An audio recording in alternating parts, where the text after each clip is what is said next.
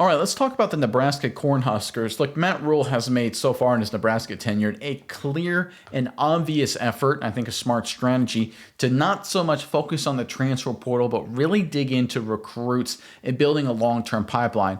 But Matt Rhule made a little bit of an exception to his rule here with a recent transfer portal addition that kind of went under the radar, but I think could have a big impact for Nebraska. Let's pull up this report, and then we'll talk about it more on the other side. This is from The Athletic. Quarterback Jaylen Graham, the reigning NAIA Player of the Year at Northwestern Iowa College, is transferring to Nebraska this year to add depth at a vital position. He attended the Huskers postgraduate camp on June 10th in Lincoln and captured the coach's attention, earning an opportunity to use his final season of eligibility in the Big Ten. All right, so this is obviously an interesting move, adding some depth to the quarterback room with a very experienced veteran, grown-up player here at Graham. I'm curious what your thoughts are on this, Mice. But first, Nebraska fans, in the comments section below. Look, obviously, this Nebraska program, certainly under Matt Rhule, hasn't focused too much on transfers, but there have been some historically that have been pretty solid players. So in your opinion, give us the best Nebraska Cornhuskers transfer addition in program history. There's a lot of interesting names to consider here, but give us one, the best transfer in Nebraska history, and put it in the comment section below. But Mice, what are your thoughts on this latest move here by Nebraska and Matt Rhule?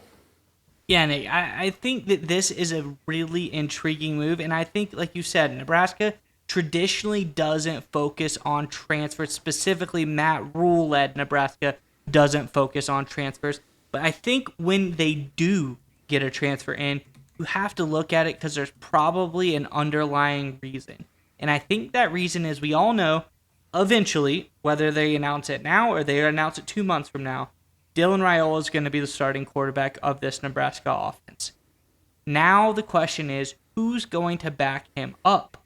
And I think a guy like Graham is the perfect option, a guy who has really done well at a lower level of football, but is very experienced. He knows the game. He can be a very high level backup for Nebraska. And everyone's saying, well, what about Heinrich Haarberg? He did okay last year.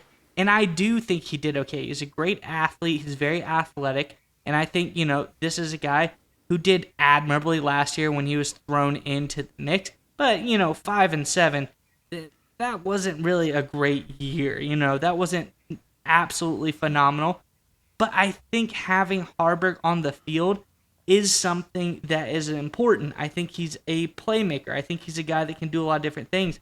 So I think bringing in a guy like Gramstad to be the surefire backup for Rhule leaves them to use Haarberg's athletic ability and not have to worry using him in a more gadget-type role, using his versatile skill set out on the field to make plays. I think this is an interesting, intriguing option for Matt Rhule, bringing in this veteran-level type of backup quarterback to really secure the spot behind Rhule so that now they free up Heinrich Haarberg to use his athletic ability elsewhere on the field. They don't have to worry about if he gets injured doing so.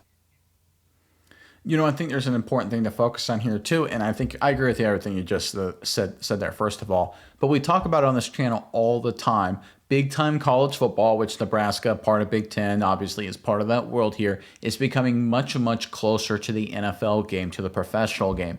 And what do we see all the time in the professional game when you have a young quarterback, an up-and-coming guy who's about to take over the franchise or take over the program in Nebraska's case? What do teams like to do? They like to pair him with a veteran, experienced, older quarterback who knows the ropes, who knows what it's like, been around the block in the NFL's case, a 10-year vet, in college case, maybe a 4-year guy who's transferring in for his final year of eligibility, to just be a sounding board, be a guy to help the young guy out, learn the ropes, figuring out and handling the ups and downs of being a starting quarterback for a major college football program.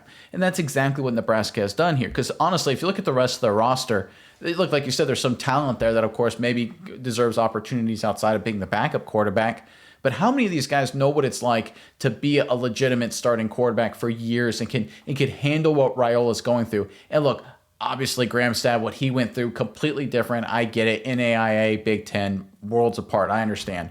But being the starting quarterback, being a passing quarterback, handling all those responsibilities, that's something that Gramstad can work with Rhule about, especially since Rhule doesn't have any experience with that at the collegiate level. And with these other Nebraska quarterbacks, because there is still technically a QB competition going on here, there would be a little bit of an obstacle to that working relationship, right? Because one of the backups would be like, hey, why would I help out Rhule? Maybe I want to make sure I beat him out and become the starter. Gramstad is obviously not a threat to do that. So he's like the perfect sounding board, the perfect support system for Rhule. And that's where I think Matt Rhule deserves a lot of credit here, because there's one thing that he couldn't do in the recruiting game is he couldn't recruit a guy that would be here in a year or two to help Rhule out and develop this year. Right? Because obviously, if you recruit a guy for 2025, he's not going to get here for 2025, which isn't this year. And he's obviously going to be an 18-year-old kid when he comes on campus. So he's not going to be a good person to help Rhule. So when does Matt Rhule use the transfer portal? When he specifically needs a veteran for this specific situation. So I think this is a really smart exception to his rule to use the strategy to give Rhule the support structure he needs to be successful early on in his career with Nebraska.